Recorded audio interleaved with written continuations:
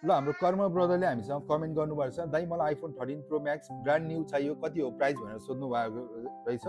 र उहाँ जस्तै तपाईँहरू पनि धेरैजना कन्फ्युज हुनुहुन्छ, अहिले ब्रान्ड न्यू फोन चाहिँ कुन कुन पाउने हो भनेर तपाईँहरू धेरैजना कन्फ्युज हुनु भएको छ। त्यही भएर आज म यो भिडियोमा नेपालमा नयाँ फोन चाहिँ अहिले कुन कुन पाउँछ भनेर भिडियो बनाउन गइरहेको छु। हामीसँग चाहिँ यो अहिले ब्रान्ड न्यू फोनमा चाहिँ सबैभन्दा सस्तो आइफोन 14 पाउनुहुन्छ 90,800 मा, र यसको चाहिँ हजुरलाई 128 GB मात्रै आउने हो, बेस भेरिएन्ट मात्रै आउने हो। तपाईँहरू 256 GB को पनि धेरैजनाले सोधिराख्नु भएको हुन्छ, 256 GB को चाहिँ हजुरले यसमा पाउनु हुँदैन।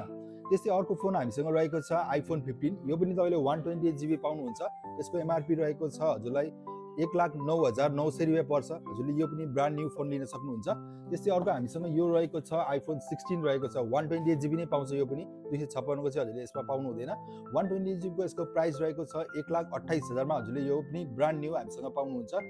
त्यस्तै अब अर्को फोन हामीसँग रहेको छ आइफोन 17, र 256 GB खोज्ने साथीहरूको लागि चाहिँ यो नै हजुरलाई एउटा मात्रै अप्सन हुन्छ।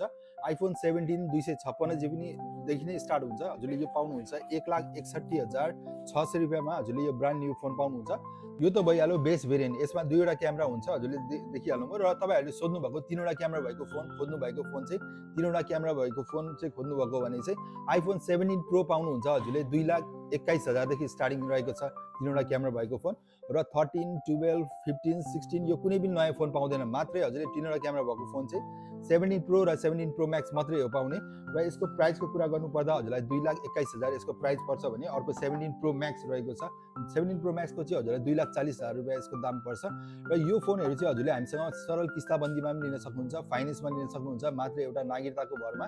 यसको लागि चाहिँ केही डकुमेन्टहरू अस्ति मैले भिडियोमा उल्लेख पनि गरेको थिएँ, हजुरले त्यो भिडियोमा पनि गएर हेर्न सक्नुहुन्छ। चलाइरहेको कुनै पनि पुरानो फोन छ, पुरानो फोन दिएर एक्सचेन्ज गरेर पनि लिन सक्नुहुन्छ। जानकारीको लागि हाम्रो टिकटकको बायोमा नम्बर रहेको छ, हजुरले कन्ट्याक्ट गरेर बुझ्न सक्नुहुन्छ। हस् त, धन्यवाद।